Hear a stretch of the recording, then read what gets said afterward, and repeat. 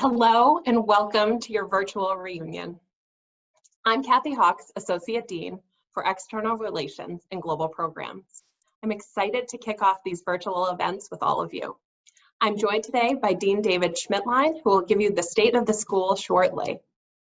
To kick us off, I wanted to say how disappointed we are from our team. This is our favorite event to host in person each year, and so we miss all of you. But I'm excited that over 750 of you have decided to engage with us virtually, both through faculty events, class gatherings, and online yearbooks. I do have one housekeeping item before we get started, and that is we will be utilizing the Q&A function at the bottom of your screen through Zoom. So as Dave is presenting, please enter your questions there. Some of you already have during the registration process, so we will be doing those at the end of the session. Thanks again for being with us, and it is my great pleasure to introduce Dean David Schmittlein, John C. Head III Dean of the MIT Sloan School of Management. Some of you know Dave joined us in October 2007 as Dean from the Wharton School, where he spent over 25 years as a faculty member and a deputy dean. Since joining MIT Sloan, he has launched 3 new degree programs, 3 international executive boards, the Alumni Board, and has met with thousands of you all over the world. So I am grateful for you being with us, Dave. The floor is yours. Thank you, Kathy. I appreciate it. I appreciate all the efforts of the team in Sloan Technology Services, among the faculty and among the external relations staff for bringing this event together. Patsy Thompson and Lauren Mochkin and Elias Bukuyon and the faculty that you'll have a chance to hear from a little bit later. It really did take a village to do this. It isn't perfect and it isn't in person, but we can be together virtually, and I'm glad that you wanted to be that. Alumni and friends, welcome. Thanks for choosing to make this time to be together. It's an extraordinary time for all of us. I know it's an extraordinary time for you. I hope that you're well and safe. I know that even if that's the case, the circumstances of this time have affected everyone through family and friends, with uncertainties related to health, but also to the economy and professional circumstances. And there is sadness and frustration everywhere you look. That said, I hope that you find in your MIT Sloan community a source of comfort and caring. And this opportunity to be together, I hope, is a reminder for all of you of that community. No matter what is happening outside in the wider world, you will always be a part of MIT Sloan. You'll be of MIT Sloan. And I know that that matters so much to many of you. It's part of why you're here. So let me turn to the state of the school. And I'm going to share my screen because that's what we do. And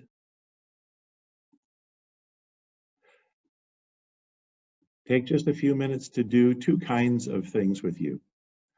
The first of those is going to be to take you through what is an abbreviated version of the typical state of the school. I think even though the world seems that it's been turned upside down, it's important for us not to lose sight of who we are as a school and what we do.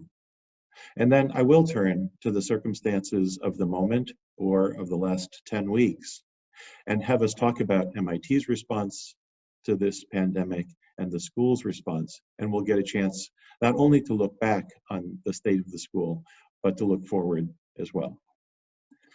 So let me begin with the school's leadership and a couple changes in the leadership team for the school that are emblematic of other changes that it's important, I think, for you to know about. On your left, Michael Cusimano has come into a new responsibility to serve as Deputy Dean for the faculty. He replaces, on your right, Ezra Zuckerman, who's retiring in that role just in time to serve in a newly created Associate Dean for Teaching and Learning position, because in the last 6 weeks and in the next 6 months or 16 months, we're going to need to continue to reinvent so much of the teaching and learning that we do. And we're grateful to have Ezra staying on in the Dean's office in this new role. I want to acknowledge Kathy Hawks as well, who has a new role not only in external relations, but in taking on responsibility for our global programs.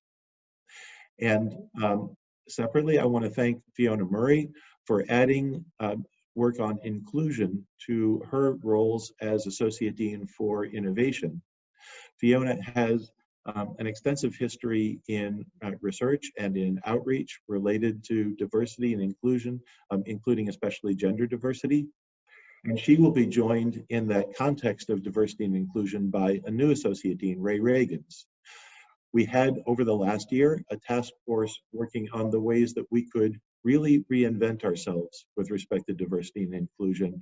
And Ray and Fiona together have agreed to lead us forward in that very important effort. I want to touch just for another minute on that task force. It was one of a kind for us in terms of our history because we never before put together, working for 6 to 9 months, a group of students, because they bring the passion, staff, because they manage so many of our programs, faculty, because they are a source of expertise, and alumni, because they are a source of passion and they take the long view. Those 4 subgroups were able to merge their aspirations and their expertise and produce an extraordinary task force for the school that offers us a blueprint for the time ahead. Things that we know that we can change and improve, and the necessary leadership to take us to those places, in particular through Ray and Fiona, who I just mentioned. I'm very grateful for their work, and it is going to make MIT Sloan better. There's another important development over the last academic year, and that is related to what's called the STEM designation for degree programs.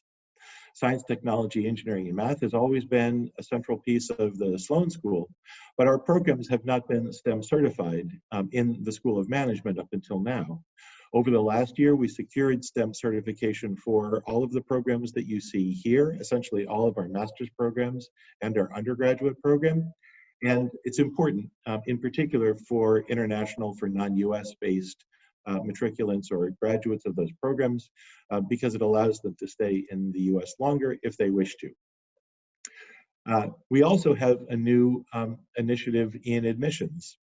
It's about 1.5 years old. We are allowing college graduates to apply for an MBA program. They can't matriculate immediately. They would have to wait between 2 and 5 years based on their work experience. But as I said, college seniors are welcome to apply. We're especially interested in MIT undergraduates for whom the MIT Sloan MBA might be the perfect program. And of course, one of the great things about MIT undergraduates, besides that they're brilliant, is that we know how they've done in their undergraduate experience.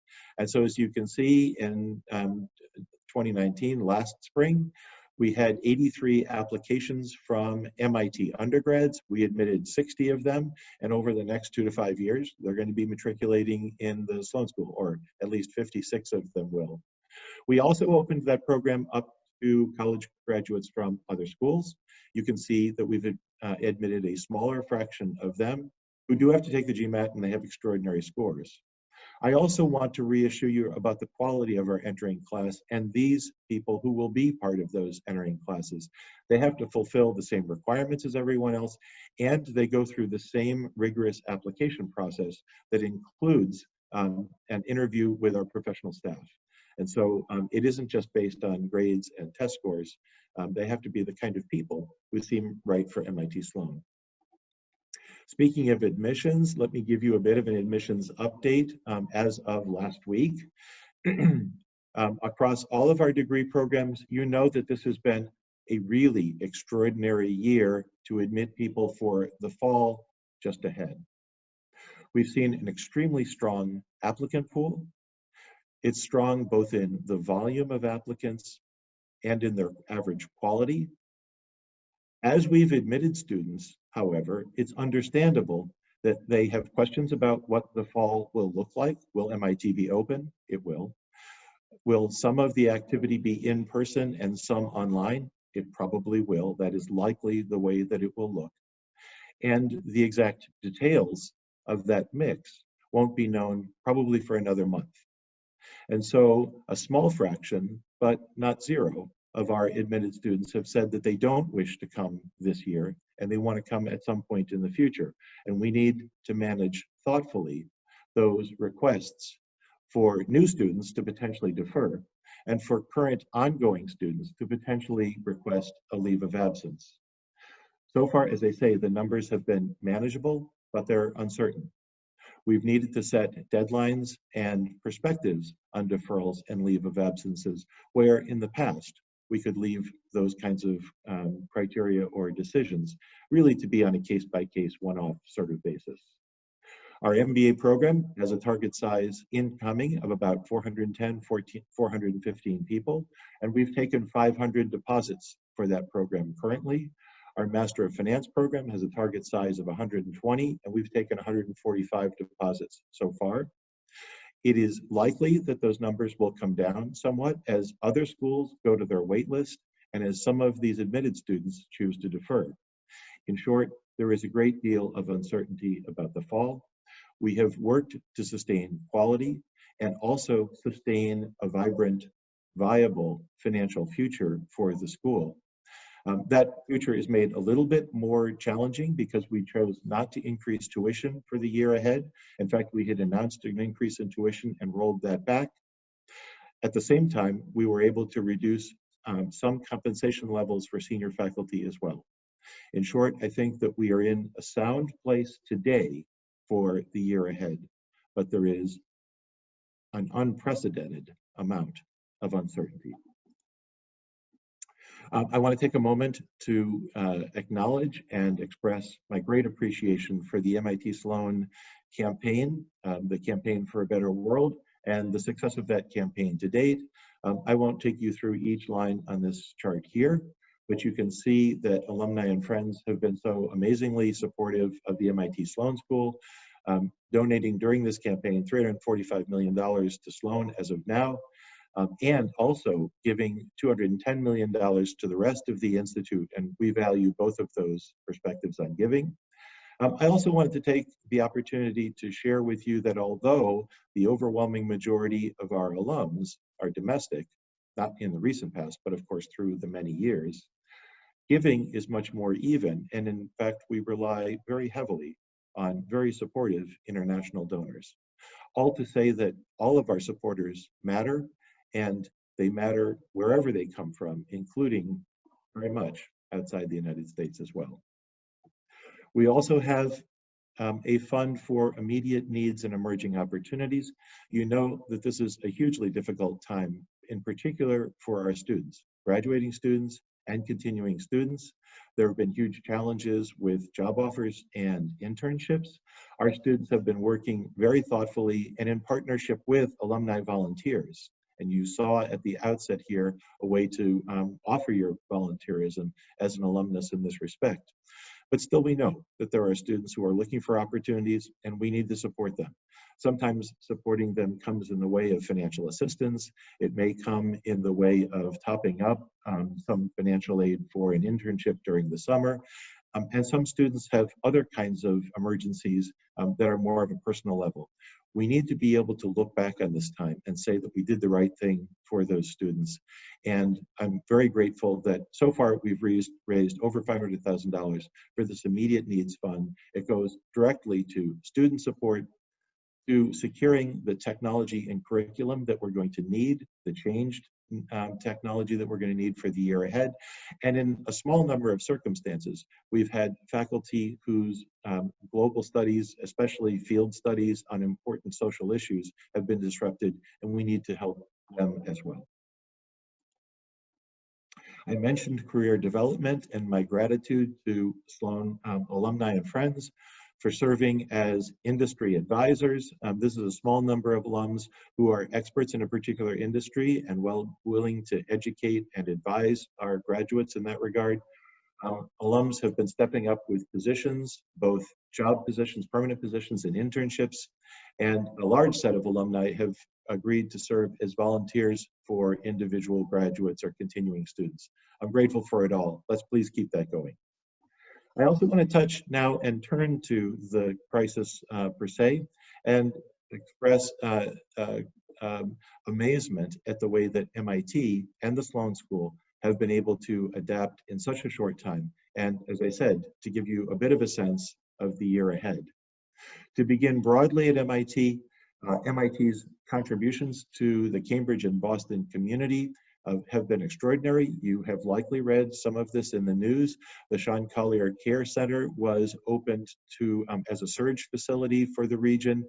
The Institute has a number of personal protective equipment pieces, PPEs, if you will, that we use in chemistry labs and biology labs, and we immediately donated those to health service providers as those labs needed to be closed for some time. Now at MIT, we're beginning to open or reopen those labs, socially distance and testing and so on. And we've managed to reacquire the PPEs that previously we had donated. And we've, of course, been sourcing additional PPEs for the fall as more students come back to campus. We've also created or offered residences for first responders in the area. These are people who don't live close to Boston and Cambridge.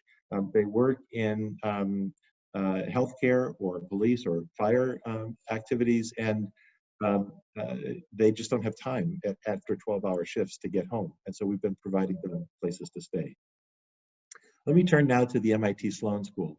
So as you know, over a 2-week period in mid-March, but then by the end of March, we transitioned all of our courses to virtual courses. And we saw a number of immediate financial negative impacts. You can only do a certain number of things in a crisis. We've been working on 4. First, we need to sustain the rigor and relevance and impact of ourselves as a school. If we stop being the MIT Sloan School, we're really of no good to anyone. Second, crises either unite communities or divide them. And we've been working very hard across students and staff and faculty, and increasingly with alumni as a community as well. To strengthen those communities, we have to use new forms of engagement, but we have to be very mindful about the need now to strengthen those communities. As one little example, tomorrow, the MIT Sloan students are doing a Hacking Fall 2020 exercise. I'll be one of the judges to think about new forms of teaching and learning and engagement this fall that they will help co-create and co-deliver. Finally, among these sustaining elements, we do need to be mindful of financial viability. The Institute counts on us to sustain a balanced budget. I cannot promise you today that we will do that over the year ahead, but I can promise you that without sacrificing quality and impact, we are doing everything that we know and everything that we can ask others about to sustain ourselves financially and to come through this period. And last, but absolutely not least, we know that we need to invent new processes, both for research support as well as for teaching and learning. And we need to hold on to the things that turn out to work better, because not everything is worse today. Not everything will be worse in the fall. In fact, a number of things will work better. We've already seen that in the last 10 weeks. In some ways, we will return to in-person education because it works inordinately well. Action learning depends on some of it, and our students are passionate about it. But some of what we're doing now is better, and we will sustain and use to improve the MIT Sloan School in the time ahead. And we're investing now this summer in new kinds of modules, both synchronous and asynchronous, that will add new elements of opportunity for our students and new opportunities for our faculty to conduct research as well. I only have another couple minutes for the state of the school, and then we'll turn to your questions. You know that we are an extraordinary institution with respect to our faculty research and our faculty impact. And I'd like to take just a moment to acknowledge some of that work and some of the ways that our faculty have pivoted their activity during this last 10 or 12-week period. We had a faculty member who is an internationally recognized and admired negotiator in union labor disputes. He flew out to Seattle during the beginning of the crisis, when Seattle was the hotspot, and served a central role in settling a nursing strike in that region, to enable those healthcare practitioners to get back to work and those healthcare systems to work at full strength. We have a faculty member who's extremely well known for operations research and statistics, and his pivot to work forecasting when and where the surge points will be greatest has been useful to healthcare systems throughout the region. We've had other faculty who have helped those healthcare systems to secure the needed PPEs using contacts and approaches that they hadn't imagined on their own. We have faculty who are always and in every time economic experts and supply chain experts, and they've been dedicating their expertise in that context to the desirable or most desirable approaches to reopening the US economy and economies around the world, and the ways that supply chains could, if we choose, become more resilient again and survive not only this crisis, but the next ones. We also have faculty who have expertise in life sciences, especially the way that machine learning and artificial intelligence can accelerate life sciences development. And they've been active with companies that are leaders in that region, in that sector, including, as you may know, the company that's been much in the news with respect to a vaccine, Moderna, which is based here in Kendall Square and has MIT roots associated with it. There is much to be proud of with our faculty. There's also much to be proud of with our alumni. Sheila Dodge leads operations at the Broad Institute here in Kendall Square as well, that's pivoted their activity to enable them not just to do research, but to do testing for the virus on a large scale. Quest Diagnostics, as you may know, is one of the most prominent providers of virus testing in the United States. And Steve Ruskowski, its CEO, is an MIT Sloan alumnus. Bill Ford, an alumnus you all know and recognize, has been very visible in the way that Ford Motor has, again, pivoted to produce PPEs that are much in need as well. And I want to come back to the way I started. Each of you as alumni are heroes in this as well. You've been resilient. You've had your own challenges, personal and professional, to work through. I'm proud of you. I only know some of the stories. I'd love to hear more of them. But we are a very strong community. We are a resilient community, and you see it during this time. So with that, I want to thank you for your attention, and I'd be happy to take some questions. I think Kathy may have some. I do have them. Thank you, Dave. And during this remarkable time, it's always great to hear about how strong the state of the school is. So thanks for sharing. We do have about 10 or so minutes for questions. And one came in way back at the beginning of our session around how MIT Sloan thinks about its competitive advantage as in relation to other business schools around the globe.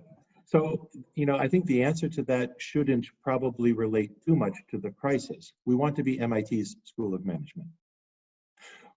That means, historically, expertise and strength in innovation and entrepreneurship, strength in analytics, strength in economics and finance. As I just suggested, we have been prominent and inventive in the recent past in each of those areas. That is, to a large degree, what the world needs from us. And so the positioning of the MIT Sloan School will be the same.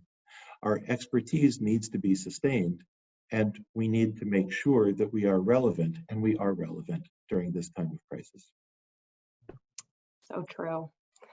So another question came in for you about your thoughts on the future of higher education.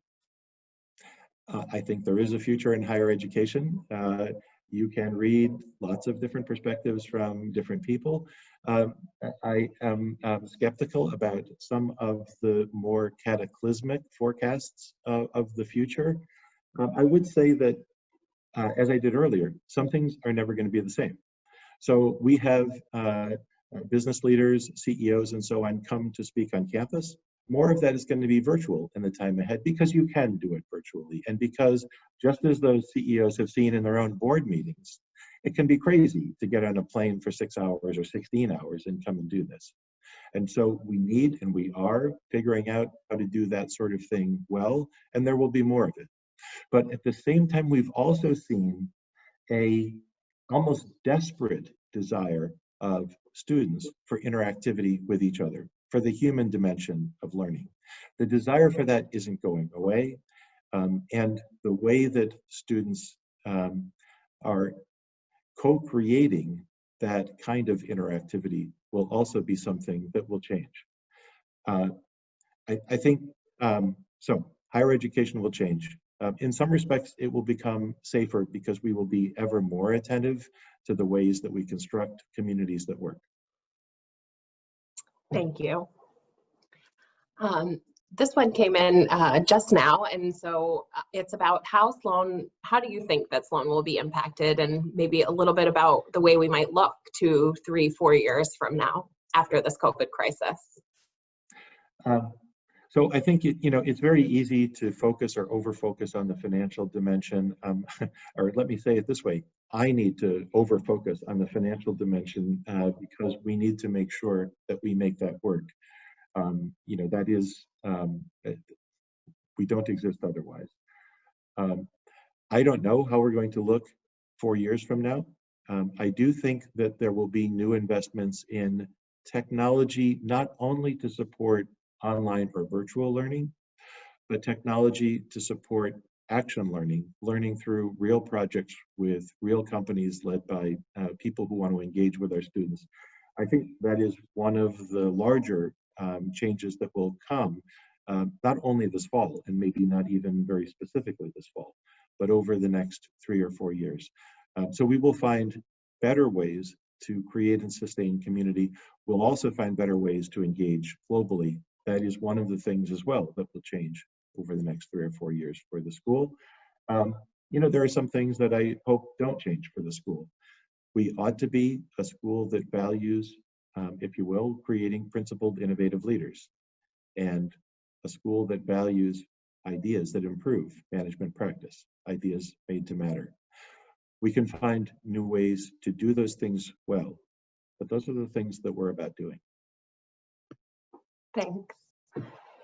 So maybe just to change directions a little bit and thinking about how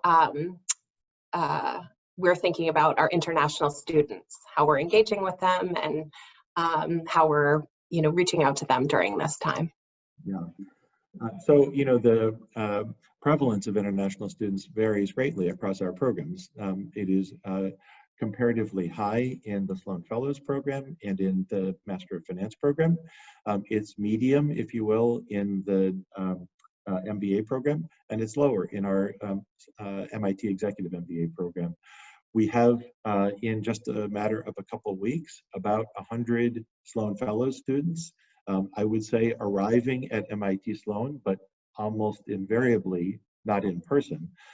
With the challenges of receiving visas from around the world or access to the US at this point, the summer at MIT is going to be virtual, and the ways that we are working with those students already, they're not even in some sense here or matriculated yet, but we're working to begin to build community with them, knowing that we're going to be virtual for 3 months.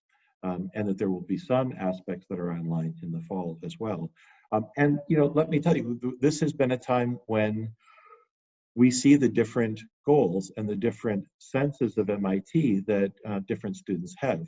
So out of about 180 people that said they wanted to come to the Sloan Fellows program, 60 of them decided after being admitted this wasn't really the right year for them. And if they wouldn't embrace and be all in on the nature of education at MIT this year, honestly, we don't want them, or at least we don't want them this year.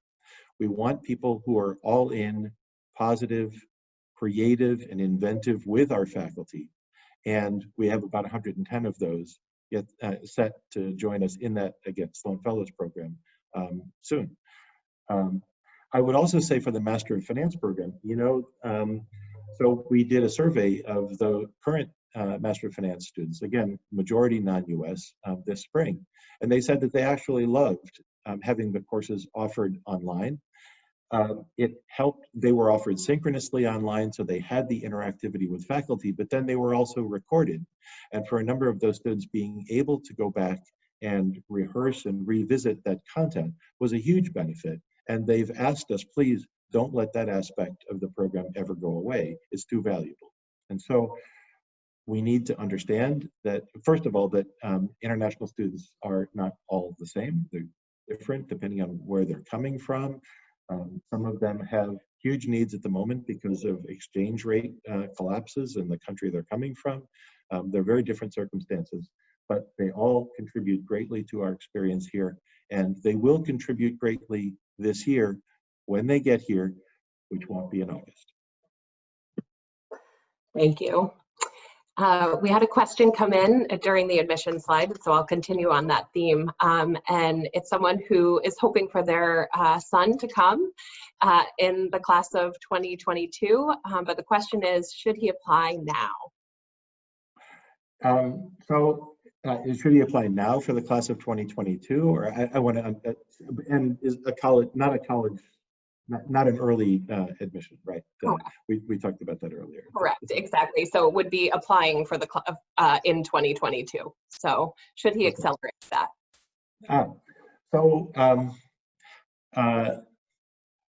We are still accepting a relatively small number of applications for this fall for MBA. You know, I want to be honest that I think we have a very strong applicant pool, and but we're going to have a strong applicant pool in 2022 also. I think what I would advise is to decide whether MIT is right for you and as an applicant or potential applicant. And if it is, then decide not based on strategic kinds of considerations, but based on your own personal professional readiness. Just use that as your guide. If you're ready now professionally, if this is a good time for you to come personally and professionally, there's no reason not to apply. If this isn't the perfect time for you, there's no reason to try to accelerate and, you know, kind of get in under some kind of wire. That's really not how it works. So I would encourage the person to think about when is the right time for them. And if it's now, let's have it be now. Great. Well, for all of those who have joined on the line, they all decided that MIT was the place for them. So I think I'll close on a question about alumni. The question came in, how do I more deeply engage with the school? Yes, and thank you for wanting to. And we've been building more avenues of engagement, and we continue to need to build more. And so I think you know some of the ways to foster engagement, and each of these ways, you know, they're more relevant for some people than others. Some people want to engage with individual faculty around themes of interest to them. It might be finance, it might be sustainability, and so on. You know, honestly, for some alums that's easy, and for some it's more difficult. Some alums largely want to engage with the school, but in order to engage with each other, and I don't want to say networking narrowly, but, you know, in community building. And Sloan 5 can be a way to do that for younger alums, welcoming people to some particular region, getting engaged with clubs, of course, which have been doing more activities at the moment. Those would have to be virtual activities, of course, but, you know, this scenario in this way won't last forever. And that is a different kind of way to engage. You know, the student needs wax and wane, but I can say for the next 2 years, we're going to be very grateful for alums who have the ability to help with ideas about students' professional futures. And by the way, can help with professional futures for alums as well, who may be in some changed circumstances. We do and will again do a significant amount of action learning. That's another way for some alums to get involved. If you can think of some projects that might work, we have a whole alphabet soup of learning laboratories here, from leadership lab to analytics lab to USA lab and so on, where we reach out to some underdeveloped parts of the United States. That's another kind of way for alums to get engaged. I think our best first question for an alum who says that she or he would like to be more engaged is to say, what do you like? What's fulfilling to you? Where are your points of passion around the MIT Sloan School? Increasingly, we have an answer no matter what the point of passion is, but it has to be customized to the person. So the first thing I would encourage is, as an alum, raise your hand. Let us know. Beautiful. Thanks so much. Thank you to Dave for joining us and sharing our state of the school. This is the end of our session, and thank you to almost 400 of you that joined us for this session. We encourage you to keep the conversation going on social media with the hashtag Sloane Reunion. We continue all week. And thank you so much to those of you who have supported the school through the Sloan Annual Fund and the Immediate Needs and Emerging Opportunities Fund. Our school is stronger because of it, and we have been overwhelmed by your generosity. So we will take a brief intermission now before we start our crisis innovation session with Fiona Murray and Phil Button in about 5 minutes. So we will resume at 4 o'clock. Thanks again, and happy reunion.